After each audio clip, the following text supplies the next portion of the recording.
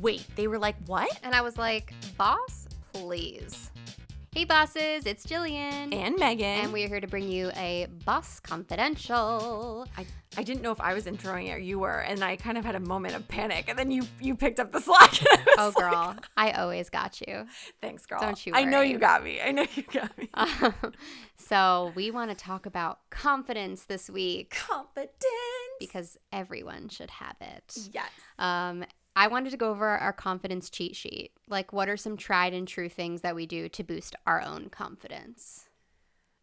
Do you have something that you, like, your go-to?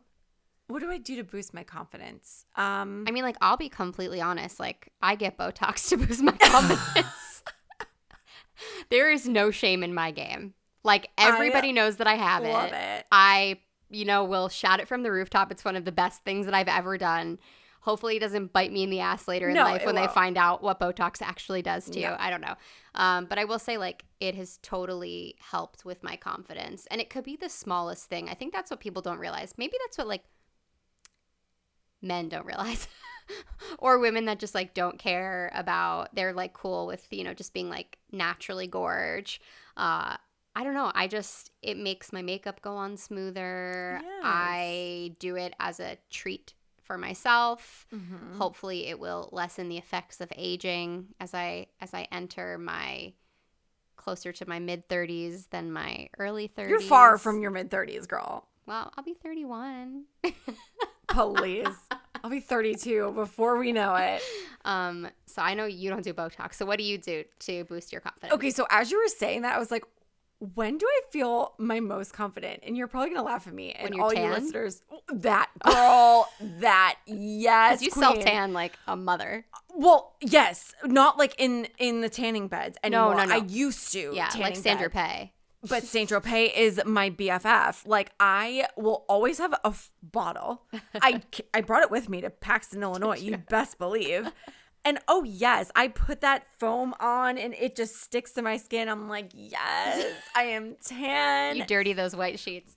That too. Yeah. But in response to being tan, something I do every morning, and I didn't notice I did it until now that, actually, if my mom's listening, that's whatever. Now that I have a partner.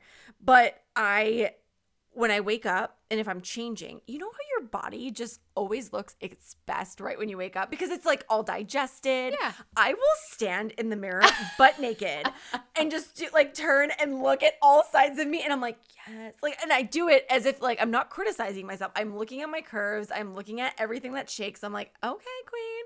And Garrett laughs at me and I don't even do it because of him. I just do it every morning. I'll look at myself in the mirror before I put my clothes on. And he's like, babe.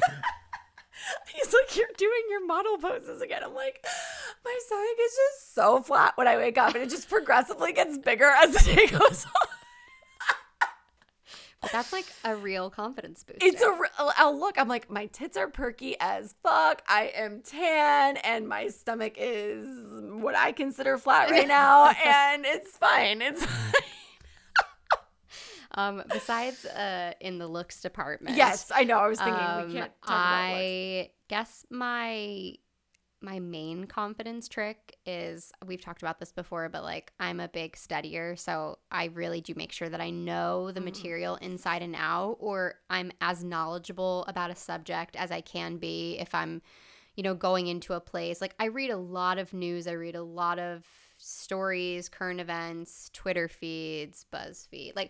I read everything, so I'm pretty well informed, and I think that also really helps with my confidence because there's a rare moment when I don't know what somebody's talking about. Yeah. And that's kind of my comfort zone. I like to always kind of know, be in the know. It drives me nuts. I never know what anyone's talking about. And so I can relate to your 1% of that feeling. I'm always like, totally. I'm like, it's going way over my head. I'm like, I have no idea what these people are talking about. But I'm so much more confident when I'm informed, and also when I have formulated an opinion. Yes. I feel like there is just so much confidence in having a strong opinion about something. So I always make sure that whatever my stance is, I go in hard. I love it. So for me, because I have a lot of fears, and sometimes they're irrational.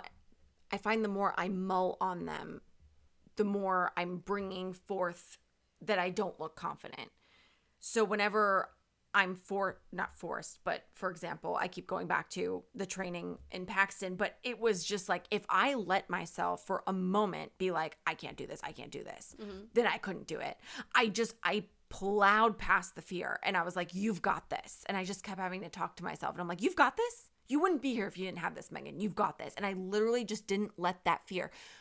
Another irrational fear during that weekend, we landed in Chicago. We had to drive to Paxton, which was a 2.5-hour drive. I was terrified because I get car sick. And I was like, oh my gosh, that's the last thing I need with my new employees. And I just had to swallow it. Like, I was just like, you're going to be fine. You're going to be fine. You're going to be fine. And I was fine. I was fine because I just didn't let my brain go there.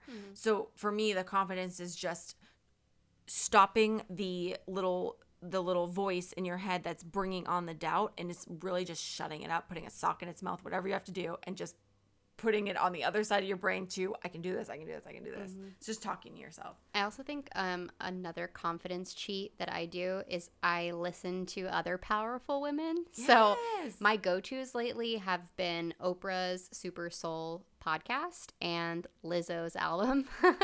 Lizzo's album is everything. I just feel like if you are listening to a woman that is so self-assured and, again, has these formulated strong opinions about things and self-confidence and stands on these massive platforms and delivers, like Brene Brown. Like, I love listening to her stuff because she's vulnerable, but it's like a confident vulnerable, and it's like actually very sexy.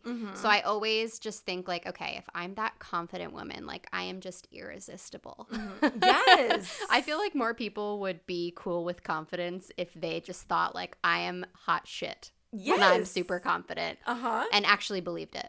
I totally feel you. Yeah. I totally feel you. Speaking of Oprah, literally just had her instant cauliflower mashed potatoes mix last night. It was pretty good. Yeah. It's like half potato, half cauliflower. Okay. And it is instant. We were tired. We were going to go full on because Garrett and I do like to, challenge ourselves in the kitchen, but there was stuffed chicken involved, but the sides were a little bit more instant because we were tired. Okay. But it was good. Well, hopefully I can teach you to be more confident in the kitchen. In the kitchen. You have to be. You have to be. And then our lovely Haley that we just had on a couple episodes that is also hopefully going to teach me how to be confident in the kitchen. Yeah. Because she's great. That would be great. So if you guys have any confidence cheaters, yeah. a confidence cheat sheet, something that makes you feel hot shit, let us know. We want to know because we want to be hot shit. Yeah. I am hot shit. You are hot shit. You are too. I'm getting there. We'll see you next week, guys. Bye, guys. Follow us on Twitter, Instagram, and Facebook at Boss Please Pod. And don't forget to rate, comment, and subscribe on iTunes. Navigate the path to your best self with us because bossing together is always better.